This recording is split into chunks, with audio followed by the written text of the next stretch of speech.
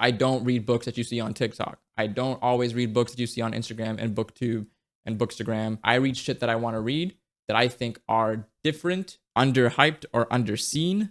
And I want to bring those to you. I want you to stop reading books that they recommend on TikTok all the time. Those books are not that good, I promise you.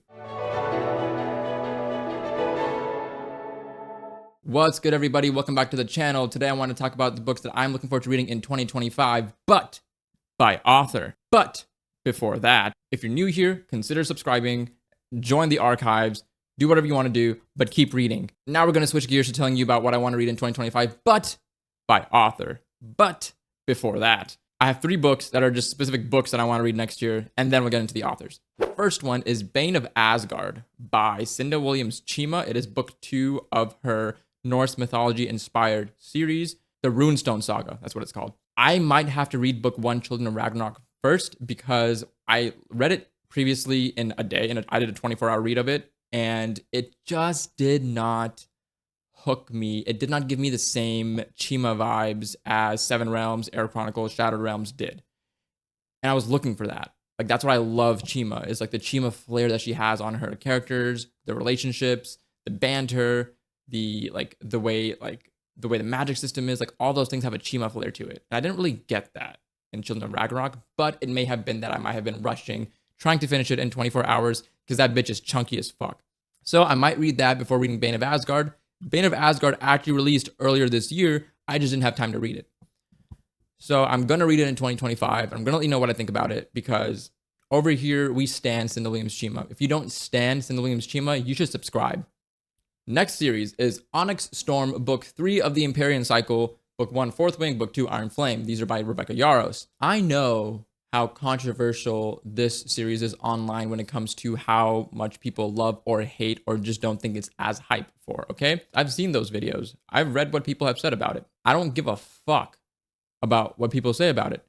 On January 21st, this book releases. My bookseller says, we don't have an estimated date of delivery for you yet. If it's not on my doorstep on January 21st, I'm buying that bitch in ebook form and still reading it. I'm still considering if I want to do a 24-hour read of it, though, because I did that with Iron Flame, and I'm pretty sure I did that with Fourth Wing to an extent. I did that with Iron Flame when I was in India. So there's nothing stopping me, really. So if you want to get ahead of me, you should probably read this book the day it comes out. Otherwise, I will be posting a lot of expressions, a lot of opinions, a lot of personal viewpoints on the book.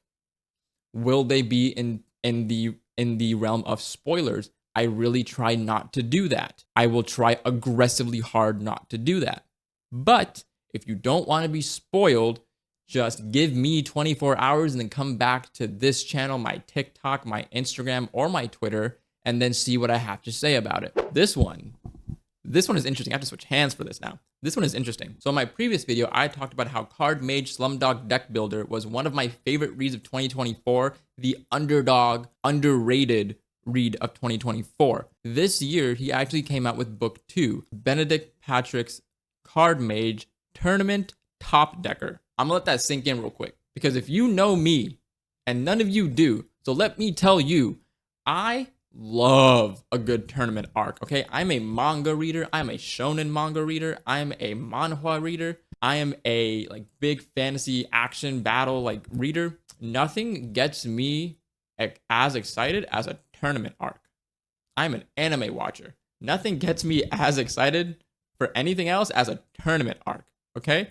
I could have a hard... So I'm really looking forward to reading this, because I feel like I initially thought that book 2 was going to have an academy aspect to it. So I'm really hoping that the main character somehow gets into the academy and he has to prove himself. So he has to enter the seasonal tournament, the spring tournament, all those things. Ooh, that's going to be so fucking hype. I'm so pumped. I'm so excited.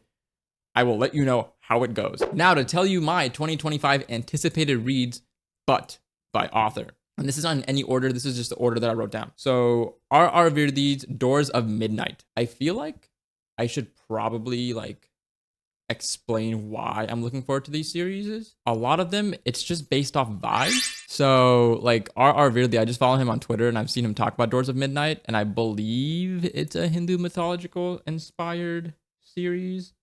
And as I'm saying that, I don't want to be wrong. Oh, wait. Yo, my fault, gang. Doors of Midnight is book 2.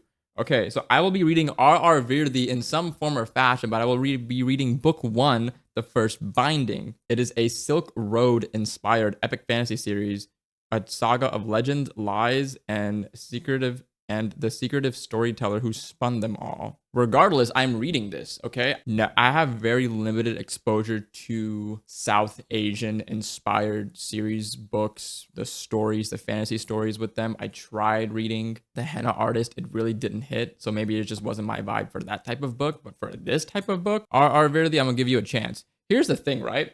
And I'm so sorry, Mr. Virdi. When I was in New York recently, and I'd gone to like 4 separate bookstores and I've seen 2 of your books. And I was like, I know I want to read this guy's books. Should I buy the book? And I didn't. And I sincerely apologize. I was just really put off by the fact that the book that I saw was like this thick. Like it was this thick, maybe thicker. And I was like, I don't think that's going to fit in my luggage right now, bro. So I did it and I apologize.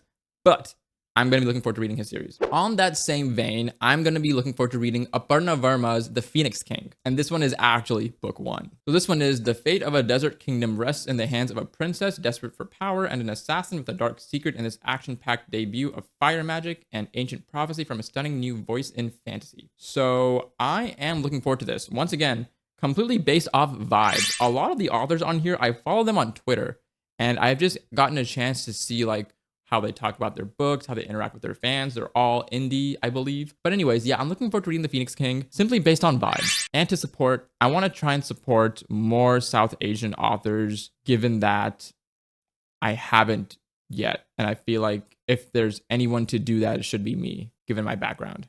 And not to say that your ethnicity should define who you support and how much you support of them. I just want to do a better job of supporting South Asian authors and hopefully bring their books out to people who may not have even heard of them. That's really all I want to do. That took it too much of a serious turn. We're bringing it back, okay? So the next one is The Bound and the Broken by Ryan Cahill. So Ryan Cahill has had a banner year, okay? Because man's got picked up by The Broken Binding, which was an amazing thing to see earlier this year. You know, hats off to him. Started off with self-publishing, had amazing series apparently, and got picked up, which is great to hear. So I have his series, The Bound and the Broken series. I have the 3 main books and then whatever spin-offs that he has. So I'm looking forward to starting that series and kind of seeing like what all the fuss is about. I'm not that's not the reason. I just think Mans is cool, and I think maybe the books are cool too. A lot of people like him. Maybe I'll like him too. You know what I'm saying? He's friends with Quaintrell. Quaintrell had a don't get me started on Quaintrell. Cahill is as good as Quaintrell. 2025 might be a transformative year for me for books, okay? Next one is Quenby Olson's Miss Percy's Guide to some random dragon shit. Sorry, Miss Percy's Pocket Guide is what it's called. And it's 3 books, and I fucking love all 3 book covers. It's Miss Percys is like the name, and then it's like the Pocket Guide to the Care and Feeding of British Dragons, Miss Percy's Travel Guide to Welsh Moors and Feral Dragons, Miss Percy's Definitive Guide to the Restoration of Dragons. Okay, that's how it looks. I think they're so cute, and I want to see. I really want to know like what like. Why did she name them like this? I haven't looked it up. I want to go in blind. I just want to know, why did she name them like this? You know? Are we already at 23 minutes? Ben Galli's Emaneska series. He just released the final book of it like a week ago. Or like this week. So I have it on my list to check out Ben Galli and see just, you know, what that tale has. I absolutely love the book covers to them as well. If you know me, I buy books for vibes, book covers for vanity, and then stories that are bangers. Once again, I'll put the colored version up for you guys, but the way he has done his book covers, it's like all white, a black border-ish, and then like the color is just like the single art in the middle, whatever. Shit is so cool. Shit is so fire. Next one is Andy Peloquin's Dragonblood Assassin, based off vibe. Let's see how it goes. You know what I'm saying? Maybe it's probably good. I just want to read it. Michael R. Miller's Ascendant. I've heard about this book from Neil the Book Guy on TikTok. Was when I first heard about the book, and I ended up buying the book. It's down here somewhere. I haven't read it yet, but I want to. I'm very interested in the premise of the blindfolded blind dragon and seeing where that goes. J.A. Andrews' Keeper Chronicles. I accidentally bought this bitch twice. The entire series twice. So here's what happened, right? Last December, Wraithmarked having a sale on a lot of their authors' books, which was J.A. Andrews' The Keeper Chronicles. So I picked them up then. I forgot about that.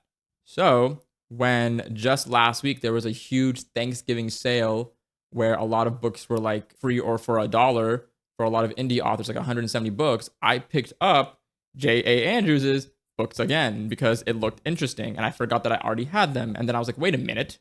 And I looked further down on my Kindle. Bitch, you already got these. Now I have 2 e-copies. Can't even give them away to people. Poor financial decisions. That being said, I'm looking forward to reading that book.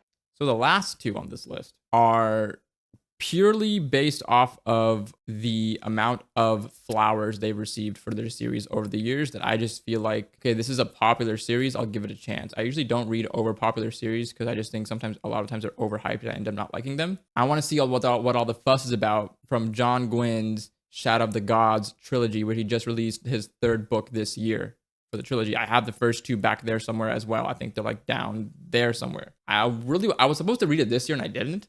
I really want to check it out and see what's up. And then I really need to read Legend Born by Tracy Dion because people are saying that is just like one of the best young adult like books of its genre, type, archetype, whatever you want to call it. It is one of the best. And Tracy Dion shot that bitch out. Why not give some popular books a chance, not just the ones that I want to read? Because you'll notice I don't read books that you see on TikTok. I don't always read books that you see on Instagram and BookTube and Bookstagram and all that stuff, okay? I read shit that I want to read that I think are different, underhyped, or underseen, and I want to bring those to you.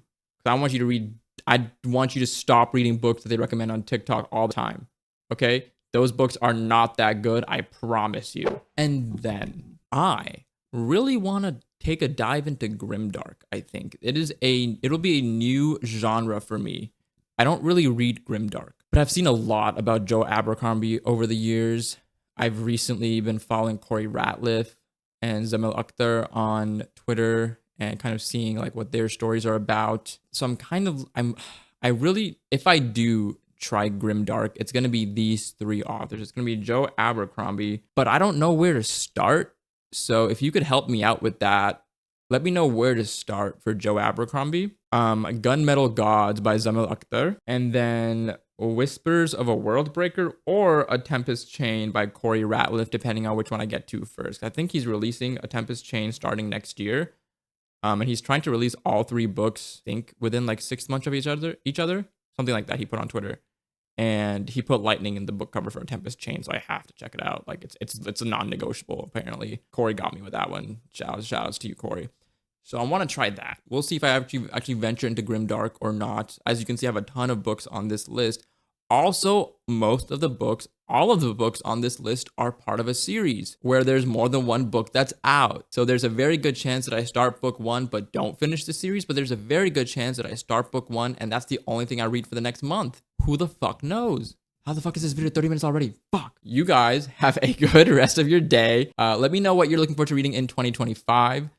Like, comment, and subscribe if you're new here. If you're not new here, you know what to do. Drop a like, stay subscribed, leave a comment on what you're reading. Send this video to somebody else who you think might be looking for books to read next year. I forgot one. I want to read more like not romantasy, what are they called?